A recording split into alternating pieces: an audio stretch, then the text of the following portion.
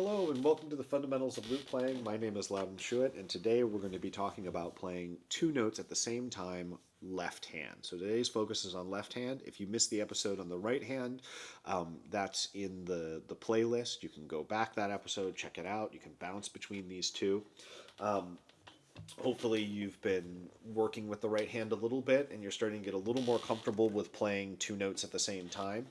Today we're going to talk about some of the things that arise when we play two notes at the same time with the left hand. Now, there are situations where it's actually not that different. So for example, if I am playing two notes at the same time, but only one of the notes is fretted, really not much has changed here, right? If you've been doing your treble, you play your A, there's that. The only difference, of course, is in the right hand. We're using our M finger instead of our thumb, unless, of course, you're playing M and I, you're one of our M and I players.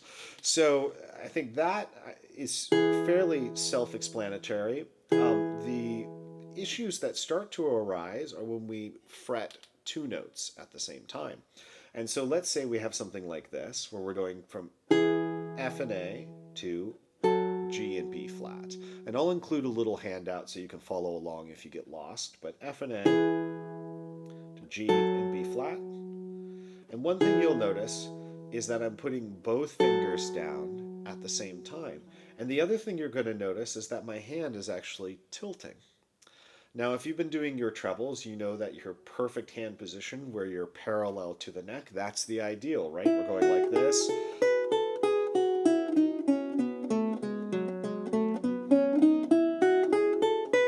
We're just always keeping that nice and parallel. Well, when we add more notes to be played simultaneously on the left hand, what happens is that sometimes we need to tilt, and you'll notice my elbow lifting over here. And I think this is something that a lot of beginners, when they approach playing more than one note at the same time, they really miss out. So if you take anything from this episode, it's that your elbow is extremely important when you are playing chords. And I see even very good intermediate level players doing things like this. And they're just absolutely uncomfortable. They don't understand. Their wrist is bent and all of this. And they didn't move their elbow. So if you forget everything else from this video, everything else I say, please, please play around with the position of your elbow. And the goal is that you move the elbow and you keep that wrist in alignment. If you need to go back and review my left hand episode, please do. But remember, our goal is 99.9% of the time to keep that wrist in alignment. And if you don't move the elbow, it becomes really easy to break the wrist. So we need to move that elbow and get into a better position. You can sit in front of a mirror and check it and play around with it. The way you need to move your elbow to keep it aligned may be different than the way I need to move my elbow to keep it aligned. What matters most for you as a student is that you are finding an elbow position that allows you to play that particular chord. It's not always going to be the same. So for example, if I were to play this versus this. So here I'm just playing a little octave there, E flats, and then I'm going D and F. So here I have my elbow pretty pointed at my navel, because if I let it go flat, it's a little uncomfortable for me. And then as I bring the chord up here, I bring the elbow up. So I'm going.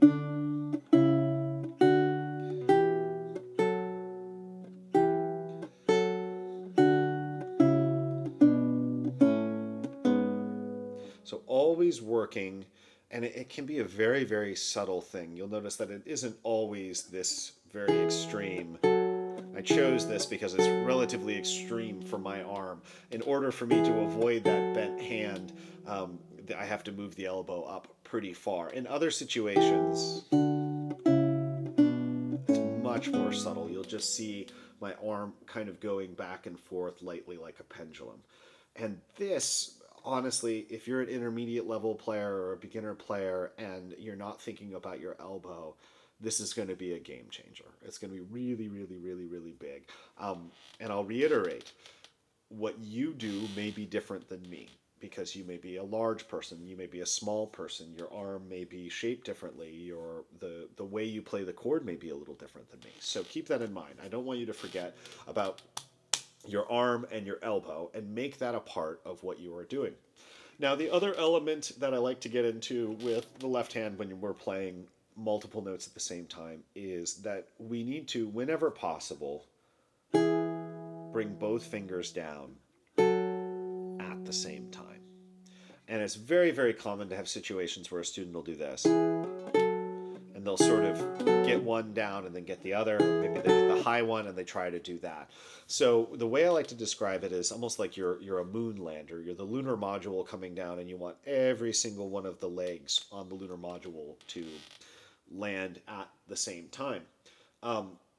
And really the only way to learn to do this, if you haven't done it already, if you're a classical guitar player and you've got this worked out, maybe from your time as a classical guitar player, but I have to go back and really think when I was about 11 or 12 and I was doing a lot of this stuff, what I had to do to be able to put my fingers down simultaneously. And it's actually pretty challenging. I know it's challenging. I can vaguely remember that. And so what I would say is you have to go very slowly, and you just bring them down simultaneously and then pluck. And one thing you can do is practice this without the right hand. You put both fingers down and then you pluck after.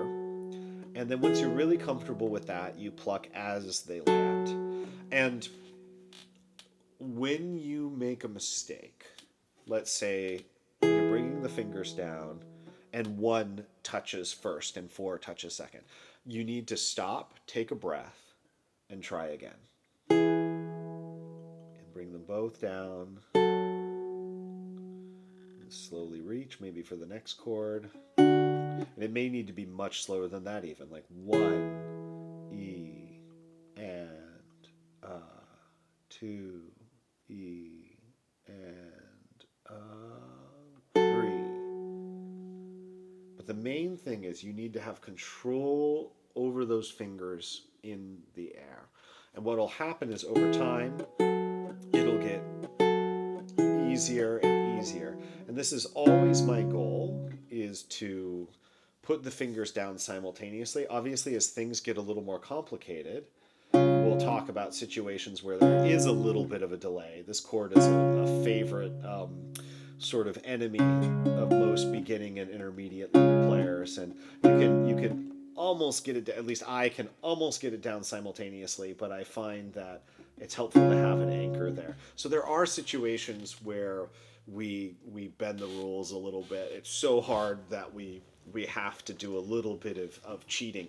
But when we're just playing 2 notes at the same time, I think it's a really, really good goal to put both of those fingers down at the same time.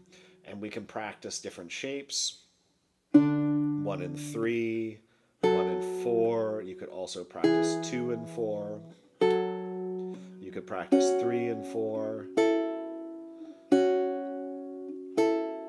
Now, I'm not a huge fan of just sort of doing non-musical exercises, but in these very beginning stages, it may not be the worst thing, and I'll include some basic ones for you to look at where you can practice this. And I know it's a lot to keep track of because we have this putting fingers down simultaneously and then, oh yeah, I have to worry about my arm and my elbow. And you're going to feel frustrated and you're going to feel like you're juggling and you're going to mess up. I mean, that's just, I don't know how to get around that. You're going to mess up and you're going to have to clean things up, and that's totally normal. It's perfectly normal thing as a learner. So what I would say is if you're focusing on dropping your fingers at the same time and you kind of lose your arm control a little bit, that's okay. But just make sure that you spend a little time where maybe you're thinking more about your arm and maybe your finger control is a little less careful. And then once those things are separately easier and easier, then we really try to combine them. And the sooner you combine them, I think, the better. And the way to do it is just very, very slowly. 1, E, and 2, E, and 3, E, and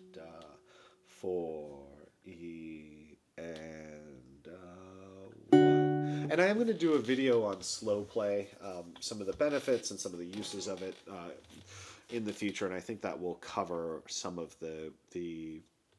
um, the elements and more refined things that are involved when we're doing slow play. There are a lot of mistakes when people play slowly. Often you'll see people do things like this. They'll go 1, E, and 2, E, and 3. And they'll just try to jump at the last moment instead of using that time to move carefully to fill that timing. So we'll talk about that in a future video. Your very first piece with 2 notes at the same time is not going to incorporate a ton of double fretted notes. It's mostly going to be open strings. I'm going to I may even write it myself just to make sure that it does. But it's going to be a lot of C, F, G stuff.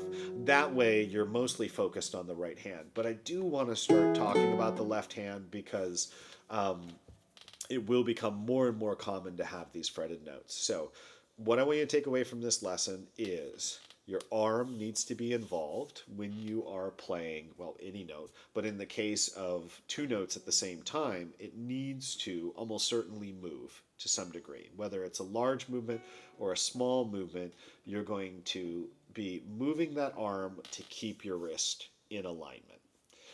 And the arm can move side to side like this, or it can move slightly forward or slightly back. So think really 3-dimensionally as you're doing this. And all we're trying to avoid is spending a lot of time in positions like this, or positions like this, or this, or that.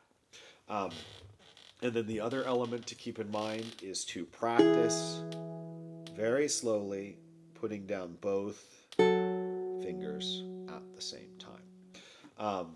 Again, it's not going to be a big element of this next piece that I'm going to be releasing, but I want to put it in your minds. I want to get everybody kind of thinking about it. It'll certainly be a part of the piece that follows that.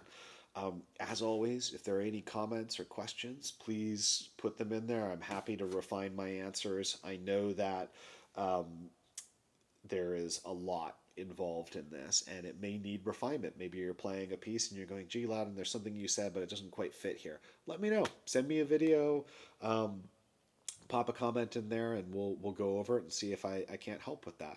If you're enjoying this series, please consider subscribing to keep up on the videos. It's a great way to support, and I have created a Patreon, so that's there too as an option. I put the link in the video along with a little worksheet for you guys to start looking at some of this left hand material. Happy looting and have a wonderful time practicing. I'll see you for the next episode. Bye-bye.